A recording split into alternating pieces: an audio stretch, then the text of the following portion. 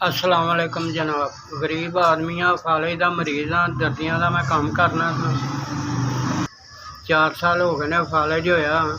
2 धियां 3 पुत्र ने, बच्चे छोटे ने। ते मैं बच्चियों को काम सखाया है तो वो घर काम करदियां ते गुजर हो रही है।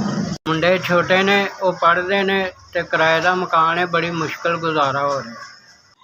हर महीने फैसलाबाद दवाई लैन जाना। इस महीने मेरे को गुंजाइश नहीं हुई तो मैं जिस वजह तो जा नहीं सकिया।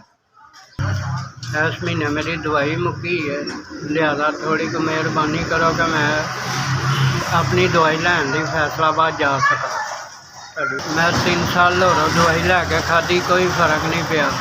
तो मैंने किसी ने फैसलाबाद का एड्रैस दिता सी हकीम का, उहदे कोलों मैनू दवाई खाधी है तो कोई फर्क महसूस होया।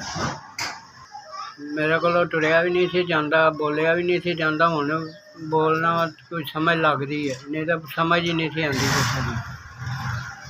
मेरे को फैसलाबाद जाने लई दवाई लैन लई पैसे नहीं है, थोड़ी बहुत मेरी हेल्प कर दिओ।